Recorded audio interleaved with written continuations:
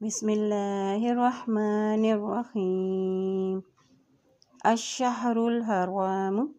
हमज़ा के ज़बर को शीन के साथ मिलाते हुए पढ़ेंगे क्योंकि शीन के ऊपर शद है। इस तरह देखिए, शीन के ज़बर को हा के साथ मिलाएंगे, हा के ऊपर जज़म है।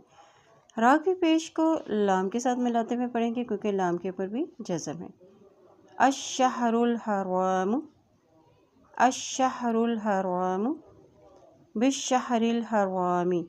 वाज़े शीन बिश, शीन के ऊपर शद है इसलिए बाकी ज़ेर को शीन के साथ मिलाएंगे और शीन के ज़बर को हा के साथ मिलाते हुए पढ़ेंगे क्योंकि हा के ऊपर जज़म है।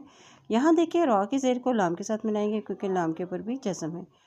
बिश्शहरिल हरामी, बिश्शहरिल हरामी वल हुरुमातु क़िसास। यहाँ देखिए, वाव के ज़बर को लाम के साथ मिलाएंगे, लाम के ऊपर जज़म है। मीम के ऊपर खड़ी ज़बर है तो इसको एक हरकत लंबा अदा करेंगे। वल हुरुमातु क़िसास।